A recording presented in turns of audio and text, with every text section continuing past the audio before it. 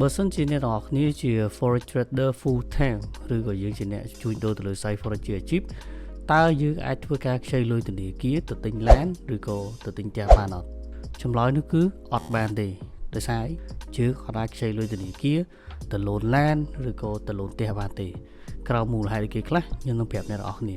ក៏ប៉ុន្តែយើងក៏មានវិធីសាស្ត្រនៅក្នុងការដើម្បីដោះស្រាយបញ្ហាហ្នឹងដែរមិនមែនថាយើងអត់មានវិធីវាមានគាត់ថាវិធីខ្លះខ្ញុំអត់លើកមកនិយាយទេតែវិធីស្របច្បាប់គឺខ្ញុំលើកមកនិយាយ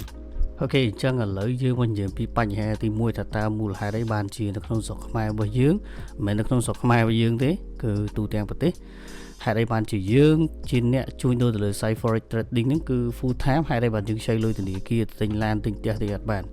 ក៏ប៉ុន្តែវាក្រោមមូលហេតុថាជាទូទៅធនាគារគឺគេទាមទារឯកសារច្រើនហើយបើនិយាយឲ្យស្រួលស្ដាប់ទៅគឺគេត្រូវការ stable income ឬក៏យើងហៅថាចំណូលច្បាស់លាស់ឬក៏ជាចំណូលមួយដែលទៀងទាត់ហើយមួយវិញទៀតដូចអ្នកនរគ្នាដឹងស្រាប់ឯធម្មតាតែយើងទៅ loan ធនាគារគេត្រូវការគេដាក់វិជាប្រាក់ខែត្រូវការ bank statement បើសិនជាយើង bank statement របស់យើងល្អក៏ប៉ុន្តែយើងអត់មានថ្ងៃបើប្រាក់ខែច្បាស់លាស់ចំណូលរបស់យើងប្រភពមិនដឹងមកពីណាហើយចំណូលម្ដងទៀបម្ដងខ្ពស់ក៏វាជាបញ្ហាដែរនិយាយរួមទៅខាងធនាគារគឺគេត្រូវការ stable income ដើម្បី prove ទៅលើការ loan មួយហ្នឹងហើយបើសិនជាយើងអត់មានទាំងអស់ហ្នឹងទេយើងអត់មាន credit history អីចឹងទៅយើងពិបាកនៅក្នុងការ request loan មែនទែនចឹងទូអ្នកនរគ្នារកចំណូលបានច្រើនហើយអ្នកនរគ្នាចង់ request loan ទិញឡានឬក៏ loan ទិញផ្ទះខ្ញុំគិតថាវាពិបាកមែនទែនដែលវាអាចទៅរួចហេតុផលទី2សម្រាប់ធនាគារគឺអ្នកនរគ្នាត្រូវដឹងថានៅក្នុងវិស័យ forex ធនាគារគឺគាត់មើលឃើញអាវិស័យហ្នឹងគឺជាលក្ខណៈមួយដែលវា risky វាអត់អាចបានប្រភពចំណូលមកទៀងទាត់ហើយនិយាយរួមទៅនៅក្នុងវិស័យធនាគារគឺគេអត់ទទួលស្គាល់ថា forex trading full time អីហ្នឹងគឺជាការងារមួយដែលអាចរកប្រាក់ចំណូលបានជាប្រចាំទេគឺធនាគារអត់ទទួលស្គាល់តែម្ដងដោយសារតែវាជាកន្លែងមួយដែលហានិភ័យខ្លាំងមែនទែនពួកអ្នកនរហ្នឹងស្រាប់ហើយ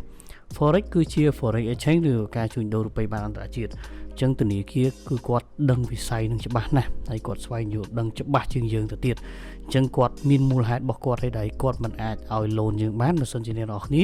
ជា forex trading full time ដោយសារតែ forex trading នឹងវាមិនមែនជាលក្ខណៈ formal business ឯដូចគេឬឯងទេព្រោះដូចគេដល់ថ្ងៃបើកប្រាក់ខែគេបើកប្រាក់ខែហើយគេមានក្រុមហ៊ុននៅអញ្ចឹងណាអូខេចឹងអានេះគឺខ្ញុំលើកហេតុផលខ្លះដែលយើងអាចដឹងថាមូលហេតុអីបានជាយើងមិនអាចទៅ request loan ទិញឡានទិញផ្ទះបាននៅពេលដែលយើងជាអ្នកជួញដូរទៅលើ site forex ឥឡូវខ្ញុំមិននិយាយពីវិធីសាស្ត្រវិញតើធ្វើបែបម៉េចមានវិធីសាស្ត្របែបណាដែលយើងអាច request loan បានក្នុងចំណុចហ្នឹងខ្ញុំអត់និយាយពាក់ព័ន្ធជាមួយនឹងចំណុចឈឺក្បាលឬក៏ចំណុចដែលមិនស្របច្បាប់ឬក៏ចំណុចខុសច្បាប់ទេខ្ញុំនិយាយតែចំណុចដែលធ្វើទៅងាយស្រួលហើយអាចមានភាគរយដែល request loan ជាប់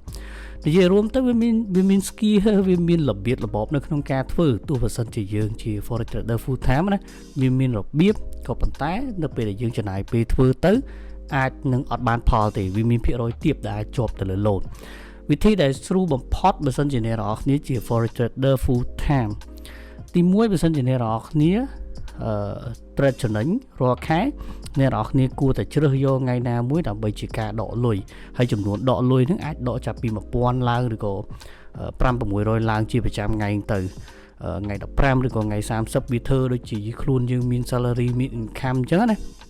ក្រៃលោអាហ្នឹងគេអាចជួយបានក៏ប៉ុន្តែនៅក្នុងលក្ខខណ្ឌនេះគិតថាធនាគារក៏គេពិបាកនៅក្នុងការសិក្សាដែរបើសិនជាអ្នកនរគ្នាជា forex trading full time ក៏ប៉ុន្តែប្រភេទទៅលើ micro finance អីគឺគាត់អាចមានការអធិស្ឋានខ្លះគាត់អាចស្វែងយល់ពីយើងខ្លះអញ្ចឹងហើយវាគ្រាន់តែវាអាចអាការប្រាក់អីហ្នឹងវាអាចលើនឹងទីទួយទៅលើធនាគារទៅក៏ប៉ុន្តែអាការទៀមទារបស់ខាង micro finance គឺអត់សូវទៀមទាច្រើនទេអញ្ចឹងវាអាចនឹងងាយស្រួលដូចខ្ញុំបានប្រាប់អ្នកនរគ្នាអញ្ចឹងបើសិនជាដក profit ថ្ងៃណាយើងដកថ្ងៃហ្នឹងឲ្យជាប្រចាំទៅពីចំនួនប៉ុណ្ណាហើយពីក្រុមហ៊ុនណាក្រុមហ៊ុនឈ្មោះអីយើងធ្វើអញ្ចឹងជាប្រចាំបាន3ទៅ4 5ខែទៅគេអាចមើលឃើញstatement ហ្នឹងយើងគេអាច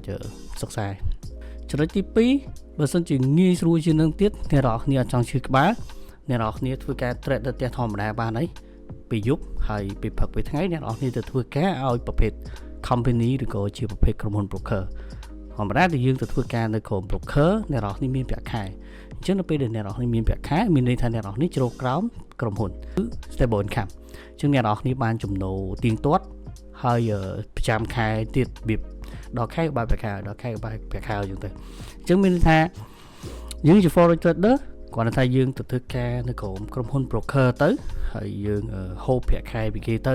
ហើយយើងយកប្រាក់ខែធ្វើជា stable income របស់យើងហើយបើសិនជា statement យើងល្អ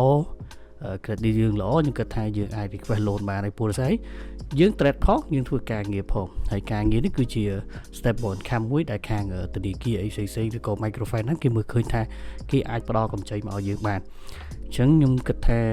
វិធីដែលល្អបំផុតគឺអ្នកនរគ្នាអាចធ្វើការនៅក្រុមហ៊ុន broker ទៅហើយយើងអាចស្នើសុំ request loan បានហើយអានឹងជាយោបល់មួយខ្ញុំគិតថាយោបល់ល្អបំផុតហើយបើសិនជាយោបល់ផ្សេងទៀតខ្ញុំដូចជាអត់មានទេក៏ប៉ុន្តែវាមានវិធីច្រើនមិនមែនមានតែប្រហែលវិធីដែលខ្ញុំនិយាយទេក៏ប៉ុន្តែខ្ញុំគិតថាខ្ញុំលើកតែវិធីណាដែលវាអត់ស្មុគស្មាញដែលអាចធ្វើទៅវាមានភាគរយជាប់ច្រើនអញ្ចឹងណាវាតែក៏ប៉ុន្តែការ request loan វាទៅតាមចំនួនដែរបើសិនអ្នកនរគ្នាប្រាក់ខែទាបទៅ request loan ខ្ពស់ក៏វាពិបាកដែរអញ្ចឹងរឿងហ្នឹងអ្នកនរគ្នាដឹងហើយមិនបាច់ខ្ញុំសម្រាយអ្វីដែលខ្ញុំនិយាយតើយើងធ្វើការជាជួយដូចលើ site forex full time យើងទៅใช้លុយធនាគារទិញឡានទិញផ្ទះបានអត់ទេបើសិនជាយើងទៅប្រាប់ធនាគារថាអូខ្ញុំជា forex trader full time អូខ្ញុំ profitable ខ្ញុំ trade ចំណេញរាល់ថ្ងៃគេអត់ខ្វល់ទេព្រោះនៅក្នុងការមើលឃើញមកគេគឺអាហ្នឹងគឺវា risk ណាស់វាអត់អាចទទួលបាន stable income ទេទោះនៅក្នុងមួយថ្ងៃយើង trade ចំណេញ 1000 ក៏ដោយក៏គេមើលមកក៏គេនៅតែអត់អាច approve loan ឲ្យយើងដែរអញ្ចឹងយើងចង់ទៅខ្ចីធនាគារបើសិនយើង trader complete តែធ្វើការយកប្រាក់ខែអញ្ចឹងណាធ្វើការយកប្រាក់ខែ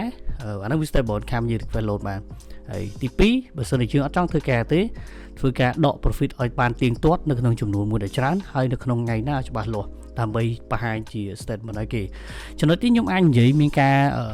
ចន្លោះប្រហោងគួរសមដែរមិនមែនអត់អាចនិយាយបានទៅទាំងអស់ទេក៏ប៉ុន្តែបើសិនជាមានចំណុចណាដែលអ្នកនរគ្នាដឹងអ្នកនរគ្នាបានដឹងព័ត៌មាន information អ្នកនរគ្នាអាចធ្វើការ comment នៅខាងក្រោមដើម្បីខ្ញុំដឹងផងហើយមួយទៀតអានេះគឺជា YouTube channel របស់ខ្ញុំថ្មីក៏ប៉ុន្តែខ្ញុំអត់មានតាណាទេគឺខ្ញុំនៅជាមួយ WDS team ដដែលទេគ្រាន់តែយើងចង់បង្កើតឲ្យមាន